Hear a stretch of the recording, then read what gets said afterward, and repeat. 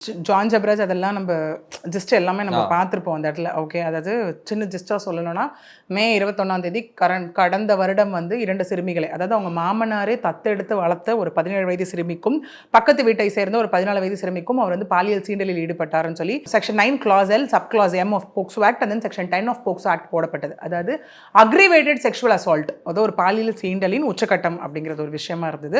Punishments நம்ம எல்லாருக்குமே இந்த இடத்துல மினிமம் 10 years ஆஃப் பனிஷ்மெண்ட் அப்படின்னு சொல்லப்பட்டு அவர் தேடிட்டு வந்து மார்ச் 21 அவர் அப்ஸ்கேண்ட் அப்படின்னு சொல்லப்பட்டது. காவல்துறை தரப்புல என்ன சொல்லப்பட்டது அப்படின்னா, அவர் வந்து தொடர்ந்து எந்த ஒரு என்கொயரிக்கும் அந்த இடத்துல வரல.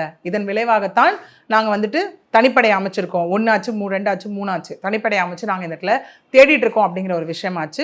மக்கள் என்ன சொல்லிட்டு இருந்தாங்கன்னா, அவர் மீது வந்து அவதூறு பரப்பாதீங்க அப்படின்னு ஒரு தரப்பும், இன்னொரு தரப்பு என்ன அப்படின்னா, அதாவது மற்ற மதத்தினர் வந்து அவர் அழிக்கக்கூடிய விஷயம் இதை பண்ணிட்டு இருக்காங்க, கிறிஸ்தவ மதத்தை அழிப்பதற்கான விஷயம், மற்ற சக போதகர்கள் வந்துட்டு அவர் மேலே வந்துடக்கூடாதுன்னு நினச்சி பண்ணுற ஒரு விஷயமா இருக்குது அப்படிங்கிற மாதிரியும், இன்னும் சில தரப்பினர் என்ன சொல்லிட்டு இருந்தாங்கன்னா, அவர் மீது தான் தப்பு இல்லைல்ல, அப்போ அவர் என்கொயரி அட்டன் பண்ணியிருக்கணும்ல, இல்லை அப்படின்னா அவர் ஏன் அப்ஸ்கேண்ட் ஆகணும் அப்படின்னே சொல்லிட்டு இருந்தது. இதில் வந்து அவர் காணோம் தனிப்படை அமைச்சு எல்லா கிட்டத்தட்ட அண்டை மாநிலமான கேரளா, கர்நாடகா, இந்த பக்கம் தென்காசி, திருநெல்வேலி, கன்னியாகுமரி எல்லா இடத்துலையும் தேர்தல் படலம் நடந்துட்டு இருக்கும் போது தான் சடனாக வந்த ஒரு இன்ஃபர்மேஷன் தான் அவர் வந்து முன்ஜாமீன் மனு தாக்கல் செய்துள்ளார் ஹைகோர்ட்டில் அப்படின்னு வந்தது.